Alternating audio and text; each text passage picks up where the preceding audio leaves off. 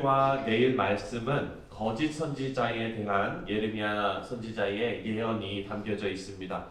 거짓 선지자들은 유다가 망하는데 큰 책임이 있는 그런 사람들입니다. 이들이 유다를 타락으로 이끌었고, 그리고 또 거짓 예언으로 백성들이 회개하고 돌아올 수 있는 기회까지도 막아버린 그런 사람들이었기 때문입니다. 9절과 10절을 보면 하나님의 마음을 표현하는 예레미야가 얼마나 거짓 선지자들에게 분노하는지 자세하게 기록되어져 있습니다. 먼저 9절 말씀을 함께 읽겠습니다. 시작. 선지자들에 대한 말씀이라 내 마음이 상하며 내 모든 뼈가 떨리며 내가 취한 사람 같으며 포도주에 잡힌 사람 같으니 이는 여호와와 그 거룩한 말씀 때문이라. 아멘. 예전에 볼 수 없었던 표현입니다. 우리가 참을 수 없는 어떤 일을 경험할 때 치가 떨린다, 이런 표현을 쓰지 않습니까? 거짓 선지자들에 대한 하나님의 말씀을 받은 예레미야는요, 그들의 죄악에 치가 떨리는 것처럼 마음이 상하고 뼈가 떨리고 취한 사람같이 되었다라고 표현하고 있습니다.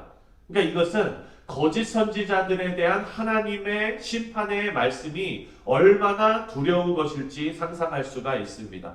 11절과 12절을 보면은요, 거짓 선지자들이 얼마나 하나님을 두려워하지 않았는지 기록해 놓고 있습니다. 제가 읽겠습니다. 여호와의 말씀이라 선지자와 제사장이 다 사악한지라 내가 내 집에서도 그들의 악을 발견하였노라. 내가 내 집에서도 그들의 악을 발견하였노라. 그러므로 그들의 길이 그들에게 어두운 가운데 미끄러운 곳같이 되고 그들이 밀어냄을 당하여 그 길에 엎드러질 것이라. 그들을 벌하는 해에 내가 그들에게 재앙을 내리리라. 여호와의 말씀이니라. 거짓 선지자들은 내 집에서도 하나님의 성전을 더럽히는 일도 서슴지 않았다라고 기록하고 있습니다. 그들의 악을 바로 우상숭배이죠. 그러니까 하나님의 성전에서도 그 안에서도 우상숭배를 했다라는 것을 알 수가 있습니다. 이것이 유다 왕국 말기에 얼마나 유다가 하나님 앞에 종교적으로 타락했는지를 알 수가 있습니다.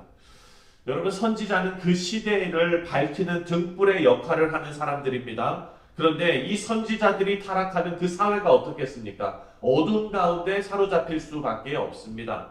그 사회는 희망이 없고 사회 전체가 타락할 수밖에 없습니다. 북이스라엘도 마찬가지고 남유다도 멸망하게 된 가장 큰 이유가 바로 이 선지자들의 타락입니다. 하나님의 말씀을 말씀대로 증거하는 그 역할을 다 저버렸기 때문입니다. 사랑하는 성도님들, 우리가 우리 사회를 돌아볼 때 종교 지도자들의 타락은 우리 모두가 경계해야 할 문제입니다. 다만 종교 지도자들뿐만 아니라 주님을 구세주로 고백하는 우리 성도들도 모두 다 제사장으로, 왕같은 제사장으로 부름받았기 때문에 성도의 타락은 이 사회에 큰 악영향을 끼친다라는 것을 우리가 알 수 있습니다. 우리 성도들이 가장 먼저 지켜야 할 것이 바로 우리의 신앙생활이고 우리의 마음일 것입니다. 우리가 함께 신앙생활하는 교회는 성도가 거룩하게 지켜야 할 최후의 보루가 될 것입니다. 여러분, 이것이 영적 싸움이라면 성도는 우리가 싸워야 할 선지자들의, 거짓 선지자들의 특징을 잘 알고 그리고 대처해야 될 것입니다. 16절을 함께 읽겠습니다. 16절. 우리가 싸워야 할 거짓 선지자들의 특징이 잘 나와 있습니다. 16절 시작. 만군의 여호와께서 이와 같이 말씀하시되 너희에게 예언하는 선지자들의 말을 듣지 말라. 그들은 너희에게 헛된 것을 가르치다니 그들이 말한 묵시는 자기 마음으로 말미암은 것이요 여호와의 입에서 나온 것이 아니니라. 아멘. 거짓 선지자들의 특징이 있어요. 근데 그 첫 번째가 뭐냐? 헛된 것을 가르친다는 겁니다. 성경에 나와 있는, 하나님께서 계시하신 그 말씀에 나와 있는 그 말씀의 원리와 그 말씀의 핵심을 전하는 것이 아니라 헛된 것을 가르치고, 그리고 두 번째, 묵시 예언을 하는데 모두가 다 자기 마음에서 만들어낸 예언이다라는 것을 알 수 있습니다. 거짓 선지자의 말이 헛된 것인지 아니면 그가 예언하는 말이 하나님의 말씀인지 아니면 선지자의 이기적인 개인의 마음에서 만들어낸 것인지를 알 수 있는 방법을 우리가 알아야 된다는 것이죠. 가짜를 분별하는 가장 좋은 방법이 무엇입니까? 바로 진짜를 아는 것입니다. 진짜를 확실하게 아는 것이 가짜를 분별해낼 수 있는 방법이죠. 유다 사람들에게 있어서 거짓 선지자를 가려내지 못한 이유는 하나님의 말씀이신 율법을 살피지 않았기 때문입니다. 요시야 왕의 종교개혁이 가능했던 이유는 바로 성전에서 하나님의 율법책을 발견했고 그것을 읽었기 때문에, 진짜를 알았기 때문에 가짜를 걸러낼 수가 있었습니다.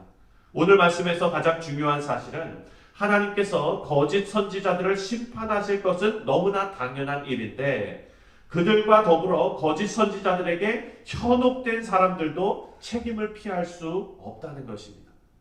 그러니까 저와 여러분은요, 하나님의 말씀으로 돌아가서 이 세상의 거짓된 흐름과 이 세상의 거짓된 가르침을 분별해낼 수 있는 분별력을 가져야겠습니다.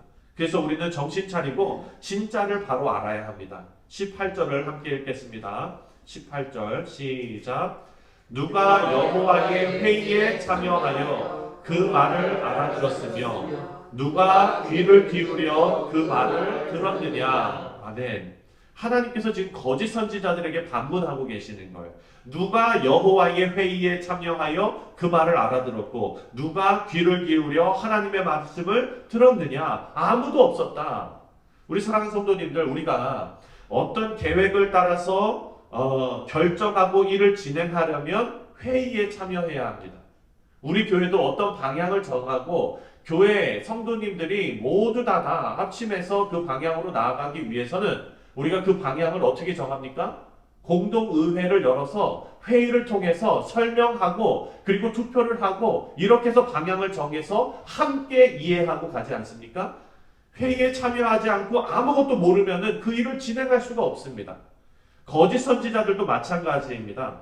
하나님의 회의에 참석한 적이 없다는 거예요.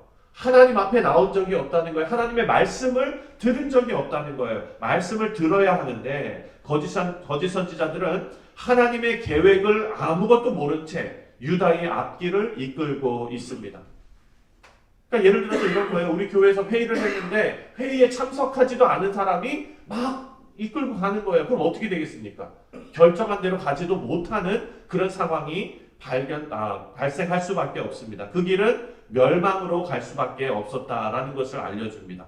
우리 사랑하는 성도님들, 하나님께서는요, 우리를 사랑하시고 우리와 더불어 교제하시고 우리의 인생을 함께 이끌어가기를 원하십니다. 그러기 위해서는 오늘 본문에 나온 대로 하나님의 회의에 참여해 하나님의 말씀을 듣는 것이 우선이다라는 것을 알 수가 있습니다. 여러분, 오늘 이 말씀을 통해서 하나님과 더불어서 온전한 교제를 나누시고 하나님을 향한 하나님의 계획, 우리를 향한 하나님의 계획을 더 분명히 깨닫는 은혜가 있으시기를 주님의 이름으로 축원드립니다.